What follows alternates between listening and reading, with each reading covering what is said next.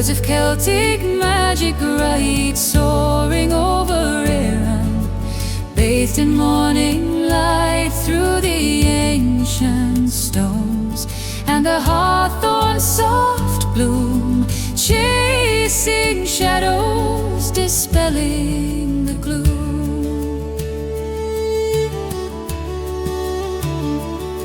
The old woman by the hearth, her eyes like the sea, she tells of the raven and what it can be.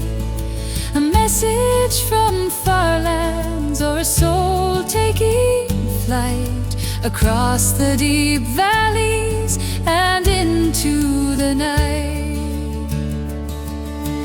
Oh, little wings of wonder, birds of Celtic magic ride, soaring over Herons, bathed in morning light through the ancient stones, and the hawthorn's soft bloom, chasing shadows, dispelling the gloom. Today, we're heading to the wetlands of Ireland. We're going to be exploring some of the most dramatic and, honestly, most important birds on the entire island, the waders. And you know, this isn't just a story about bird watching. It's a tale of ancient myths, incredible survival, and a crisis that's unfolding right now, with consequences that reach far beyond Ireland's shores. So let's start with a bit of a puzzle, one that connects the wildness of these birds to the very heart of ancient Celtic culture. As we'll see, the answer reveals this amazing link between a bird's really spectacular display and a warrior's secret battle stance. Stick with me on this one.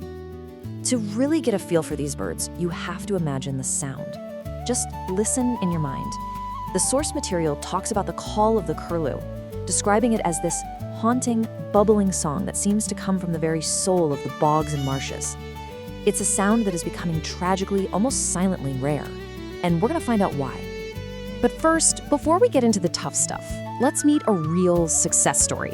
Because to understand what's being lost, we kind of need a baseline for what a thriving species looks like. And really, there's no better example than the magnificent and incredibly patient Grey Heron, an absolute master of its environment. So what makes the Grey Heron such a perfect predator? Well, as you can see, it's a combination of things. First, its sheer size. It can stand up to 1 meter tall. And then there's its hunting strategy. It can hold a pose with just absolute stillness, waiting for that perfect moment before this lightning-fast strike.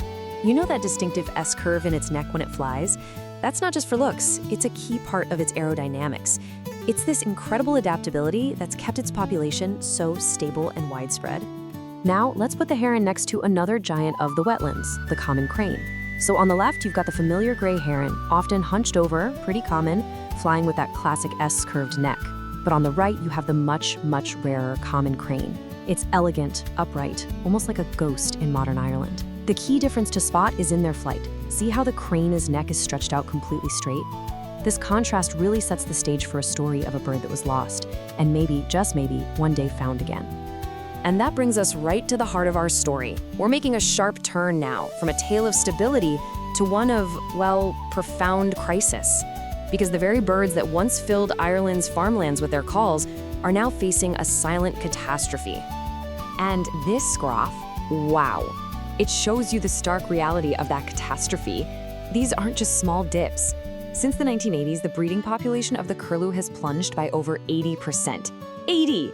And the lapwing, another classic farmland wader, is down by over 70%. I mean, these are just staggering losses, pushing these beautiful birds right to the very brink of vanishing from Ireland as breeding species. So you have to ask, what on earth happened? What could have changed so dramatically in the Irish countryside to cause such a devastating collapse in just a few decades? The answer, as this table breaks down, is all about how the land is farmed. Just imagine for a second that you're a lapwing. You've nested in what looks like a safe, lush meadow. Then, all of a sudden, in May or June, right when you have eggs or tiny chicks on the ground, the machinery arrives for the first cut of silage. The real takeaway here is that what seem like small changes in farming, like switching from late-cut hay to early-cut silage, can have absolutely devastating and unintended consequences for wildlife.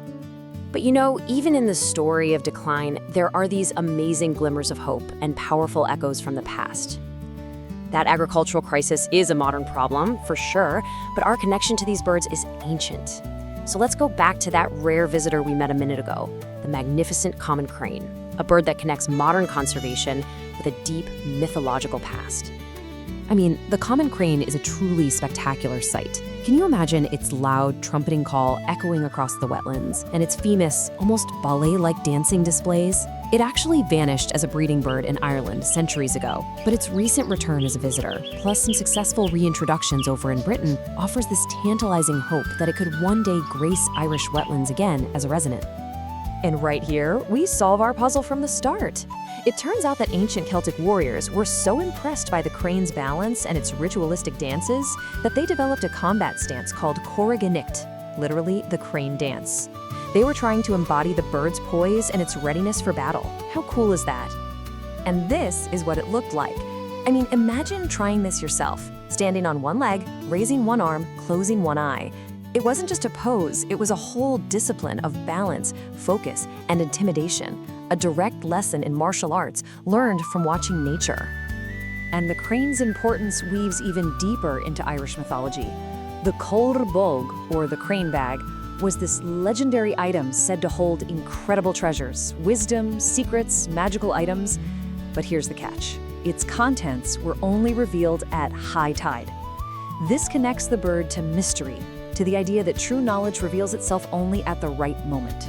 So, we've seen the local stories of survival, decline, and myth. Now let's zoom all the way out, because protecting these birds in Ireland isn't just a local issue. It is a critical international responsibility. Take a look at this number, over 100,000. That's how many Dunlin alone can spend the winter in Ireland. These tiny birds travel thousands of kilometers from their Arctic breeding grounds, and for them, Ireland's mild winters and rich coastal mudflats are a non-negotiable lifeline. And this right here really brings home those global connections. The knot you might spot on a mudflat near Dublin has flown all the way from the Canadian Arctic. The bar-tailed godwit, it's made an incredible journey from Siberia.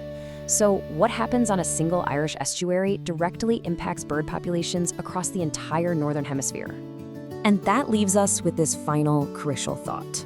The fate of these incredible birds, from the patient heron to the mythical crane to the disappearing curlew, is a shared global responsibility. Protecting these habitats in Ireland means protecting a vital link in a chain that stretches across continents all the way to the Arctic. And that's a powerful reminder of just how interconnected our world really truly is.